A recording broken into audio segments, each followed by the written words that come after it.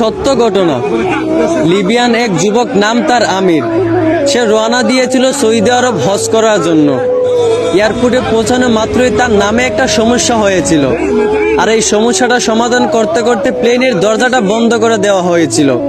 পাইলটকে অনেক রিকোয়েস্ট করা হয়েছিল যে দরজাটা খোলার জন্য, কিন্তু পাইলট দরজা খোলার অনুমতি দিলেন না।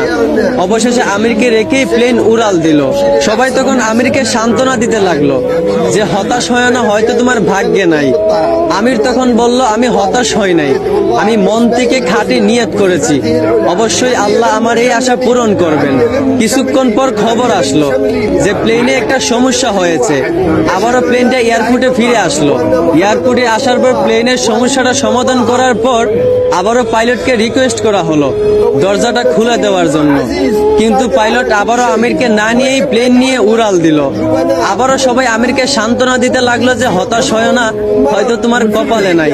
আমির আবার বলল, আমি মন থেকে খাঁটি নিয়ত করেছি, আমি হতাশ হইনি, আমি আল্লাহর উপর ভরসা রেখেছি, অবশ্যই আল্লাহ আমার মনের আশা পূরণ করবেন। কিছুক্ষণ পর আবার খবর আসলো প্লেনের মধ্যে আবারও একটা সমস্যা দেখা দিয়েছে। প্লেনটা আবারও এয়ারপোর্টে ফিরে আসলো। আবারও প্লেনটার সমস্যা সমাধান করার পর এবার পাইলট নিজেই বলল, আমির কোথায়, দরজা খুলে দাও। আমিরকে না নিয়ে আমি প্লেন নিয়ে উড়াল দিব না। তারপর প্লেনের দরজা খুলে আমিরকে প্লেনে উঠানো হলো। তারপর কোনো সমস্যা ছাড়াই প্লেন উড়াল দিয়া চলে গেল। পুরো বিশ্ব এই দৃশ্য দেখে অবাক হয়ে গেছিল।